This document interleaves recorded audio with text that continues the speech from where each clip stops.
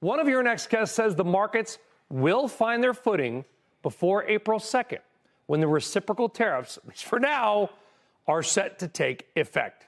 Joining us now for more is Tom Lee. He is the head of research and founder of Fundstrat, also a Cnbc contributor. Also joining us, Nancy Tangler, Laffer Tangler Investments CIO and CEO.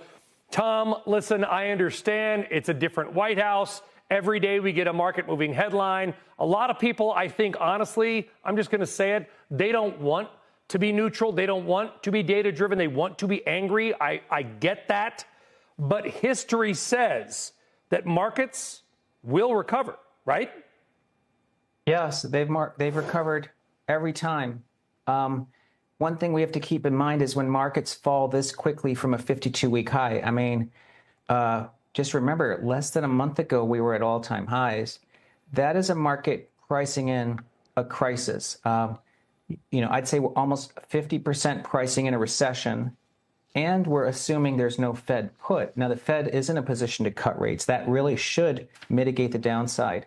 And I do think two other things that investors have to keep in mind, because many people just want to get out until April 2nd, is number one, I do think there's a very high probability that a tariff solution happens before the next 3 weeks happens. And it's simple to see because China, Europe, Canada, Mexico, since April 18th, all of those countries have outperformed the U.S. I don't think that markets are that blind to say if Canada and Mexico are about to have a recession, they should outperform the U.S.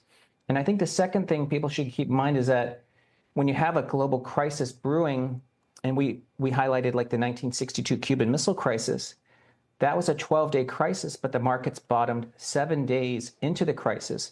5 days before that crisis ended, the market was already recovered 2/3 of the losses. How much of this correction that we are seeing do you think 100%, 50%, 0% is political, is man-made, is tariff-made? It's funny you asked that, Brian. It's good to see you.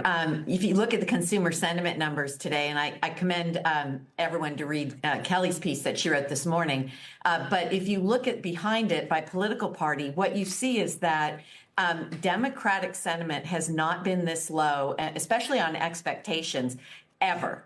And so if you look sentiment overall by party, Democrats down from 91.4 all the way down to 41.4, while independents and Republicans are down somewhat but have held up. And then on expectations down from 28.2 down from 93.1 to 28.2. So that's driving some of these sentiment numbers that the market's keying off of. And I would just point out that the bond market is not panicking. And so this notion that we're going to go into recession because the Atlanta Fed GDP Now number was revised down, that was driven by imports.